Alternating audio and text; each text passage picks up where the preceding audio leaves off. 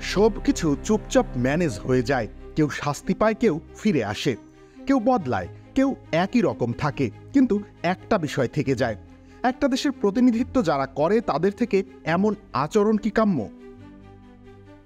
মামলা মোকদ্দমা, থানা পুলিশ এতটাই নিয়মিত যে বিস্ময় জাগে না আর বাংলাদেশের ক্রিকেটে।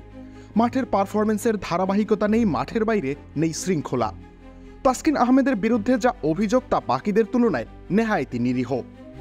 সাকিব আল হাসান তো শৃঙ্খলা ভঙ্গকে শিল্পের পর্যায়ে নিয়ে গেছেন। মাঠে স্ট্যাম্পে লাথি মারা, গ্যালারিতে দর্শককে আক্রমণ, মোবাইল ফোন ছুঁড়ে ফেলা, বিজ্ঞাপন শুটিংয়ের জন্য অনুশীলন বাদ দেওয়া, সবই করেছেন অনায়াসে। শামীম হোসেন পাটোয়ারি সাম্প্রতিক সময়ের আলোচিত নাম। আমিরাতের বিরুদ্ধে ম্যাচ হেরে গ্যালারিতে তর্কে জড়িয়েছেন দর্শকদের সঙ্গে, ভিডিও ভাইরাল হয়েছে।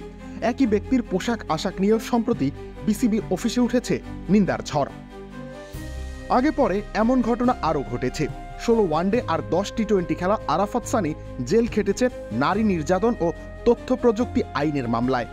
একসময় জাতীয় দলের পেসার শাহাদাত হোসেন গৃহকর্মীকে নির্যাতনের মামলায় স্ত্রীসহ জেল গেছেন। রুবেল হোসেনের বিরুদ্ধে ধর্ষণের অভিযোগে মামলা করেছিলেন হ্যাপি নামের এক সময়ের অভিনেত্রী। মামলা নিয়ে দেশ জুড়ে হইচই, এরপর মীমাংসা হয়। লাল বলের পেসার মোহাম্মদ শহীদের বিরুদ্ধে বিসিবিতেই লিখিত অভিযোগ আনেন তার স্ত্রী শারীরিক নির্যাতনের। তালিকায় আছে আলামিন হোসেন কিংবা নাসির হোসেনের মতো ক্রিকেটারও।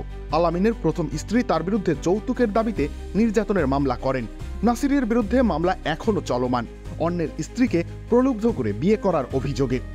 ঢাকার আদালতে চলছে বিচার। তামিমা, তার কথিত স্ত্রী, সেই মামলার আরেক আসামি। এই তালিকা এখানেই শেষ নয়। মাঠের বাইরে আরও অনেক ক্রিকেটার জড়িয়েছেন নানা অপ্রীতিকর ঘটনায়। সব ঘটনা আলোচনায় আসেনি, সব মামলা আদালত পর্যন্ত যায়নি। তাসকিনের ঘটনা তুলনামূলকভাবে কম আলোচনার, কম বিতর্কিত, কিন্তু ব্যাপারটা এখানেই শেষ নয়। প্রশ্নটা বড়, মাঠের পারফরমেন্সে কি সবকিছু, নাকি মাঠের বাইরের চরিত্র গুরুত্বপূর্ণ? দেশের জার্সি পরে খেলা মানে কি শুধু রান বা উইকেট, নাকি তাদের মানুষ হিসেবেও বাকিদের জন্য আদর্শ হতে হবে? কতদিন চলবে এই দায়হীনতা? আপোষ হয়, মামলা উঠে যায়, ক্রিকেটার ফিরেও আসে, কেউ কিছু মনে রাখে না, কিন্তু জাতীয় দলের জার্সির মান নিচে নেমে যায় বারবার। রবিউল ইসলাম রনি, খেলা ৭১।